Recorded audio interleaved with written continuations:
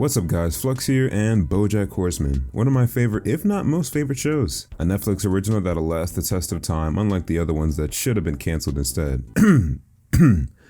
Anyway, there's a lot of coverage for Bojack Horseman on YouTube, analysis videos, and the like, but there's not much in terms of quickly explaining the series for those who want to see if it's worth the watch, or those like me who just need another reason to watch it again. For that reason, today we'll be explaining the plot of Bojack Horseman Season 1 in 5 minutes. Be sure to like and subscribe if you enjoy my content, and follow me on Twitter for more funny Lucario posts. With that out the way, let's begin.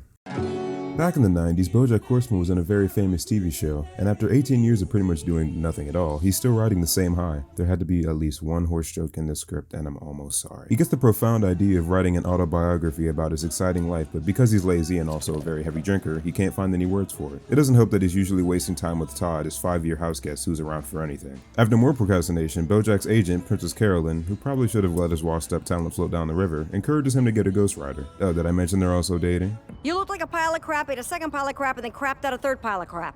Wait. So, which pile of crap do I look like? The third one. What? That's the worst one! He finally meets Diane and hits it off with the prestigious writer until he realizes that she's dating his rival, Mr. Peanut Butter, who doesn't exactly see things the same way. By which I mean PB stole his entire show concept and has no idea that Bojack resents him for it. Because Bojack's parents suck and his ego is through the roof, it takes him a while to vent to Diane about his life. After having a national conflict involving stealing muffins from a Navy SEAL who is a SEAL who's in the Navy who's also a SEAL, Bojack finally opens up to Diane and makes progress on the book. Bojack reconnects, or in broad terms, has sex with his old child co-star Sarah Lynn. I mean, she's 30 and he's basically 100, so they're both legal adults, but still, not a good look. Also, his ottoman is lit on fire and it stays that way for the entire series? What? When Todd finally strikes gold with a rock opera he wrote, Bojangles does the respectable thing and gets him addicted to a video game to keep Todd around and counter his debilitating sadness. He's a huge celebrity, but without that title he feels worthless and full of self-hate, stuck in a big old house lonely by himself. Anyway, Diane's father dies and Bojack gets close to her after consoling her. Meanwhile, Todd and PC run a scam that puts Todd in jail temporarily. After getting drunkenly jealous of Mr. Peanut Butter, Bojack steals the D from the Hollywood Sun to present to Diane. Peanut Dog steals the D back from Bojack and gives it to Diane and proposes to her hours later.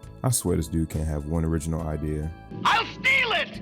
No one will ever know! BJ Novak rebounds back to Princess Carolyn, who's too busy dealing with her agency merging with another to fight back against his advances. When she finally gives in, Bojack does typical Bojack things by taking it all back and going back to being depressed. It turns out that his old friend Herb Kazaz called him to Malibu to talk. The two had a rich history, by which I mean Herb gave Bojack all his fame and Bojack let Herb be fired when his gayness affected the family-friendly brand of their show, Horsing Around. Surprisingly, when Bojack and Diane go to have lunch with him, the two crack jokes like they'd used to in the old days. But when Bojack tries to make Herb forgive 20 years worth of transgressions, it unsurprisingly doesn't go well. Bojack handles the stress by kissing Diane, who's engaged, and soon to be married.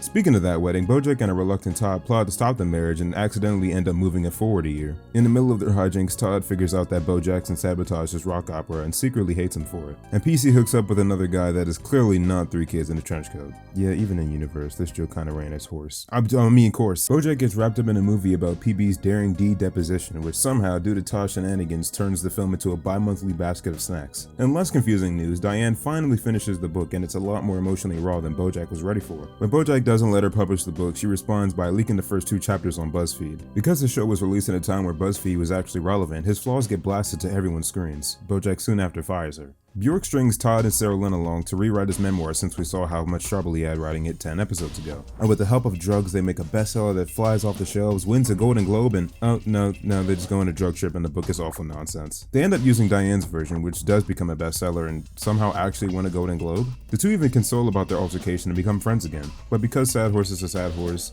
it only makes him feel even more depressed than before. Plus, PC is still dating literally 3 children and the Wonder Twins of childish nonsense are annoying the absolute hell out of BJ. So instead of the book, he now thinks playing the lead in a Secretariat movie about his idol will make him feel happy. And will it? Well, that's where our journey ends, my friends, because that's a wrap on season 1. Everything is meaningless!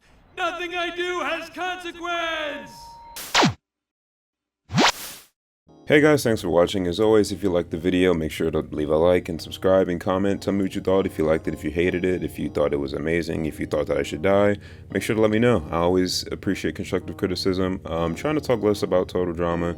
I do have more ideas, but I feel like I've talked about it enough for now, and I wanted to try doing more short videos because I know not everybody has the time to do a full documentary, so let me know what you thought.